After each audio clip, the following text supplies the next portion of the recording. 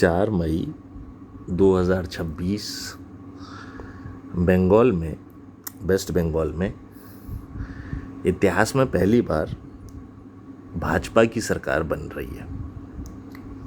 और वो सरकार कोई किसी के सपोर्ट से या किसी कोलिशन से नहीं, पूर्ण बहुमत से बन रही है। मतलब पूर्ण बहुमत से भी काफ़ी ज़्यादा सीटें हैं, 200 प्लस सीटें हैं। ठीक है, अब ये जो सीटें मिली, सरकार बन रही है, बहुत ही अच्छा लग रहा है, क्योंकि परिवर्तन एक नियम है।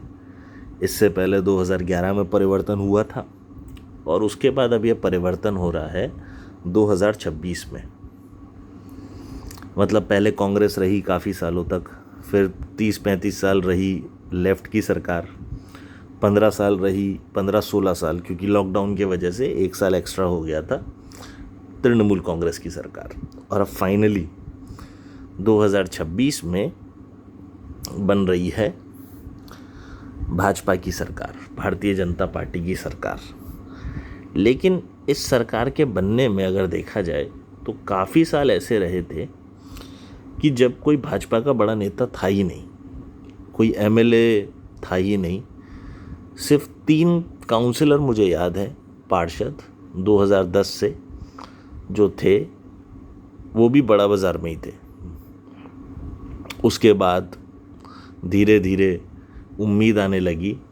2016 में 3 एमएलए आए और 2021 में 77 एमएलए आए।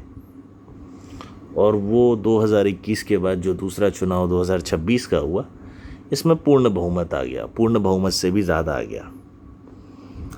और जैसे ही ये परिवर्तन आया कि भाजपा की सरकार बन रही है, कितने लोग जो भाजपा को गाली देते थे, भाजपा के वर्कर्स को बुरा भला बोलते थे, भाजपाओं के नेताओं को बहुत बुरा भला बोलते थे, कल परसों तक तो उनका नारा कुछ और था।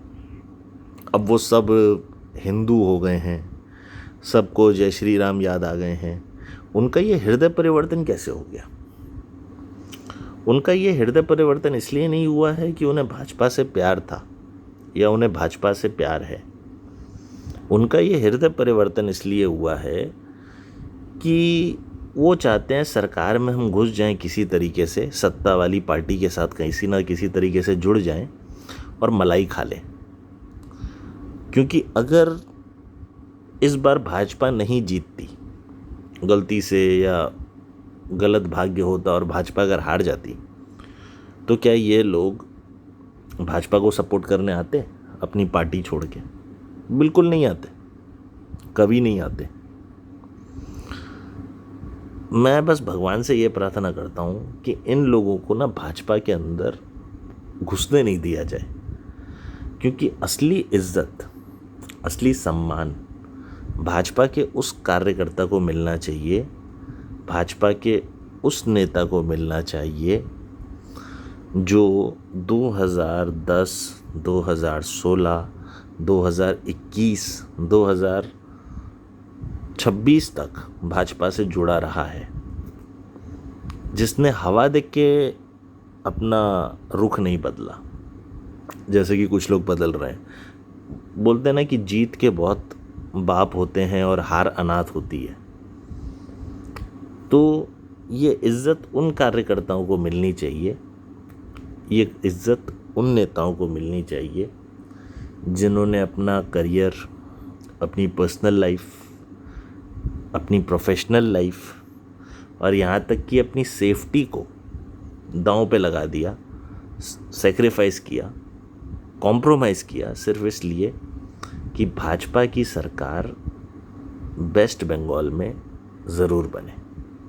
जय श्री राम।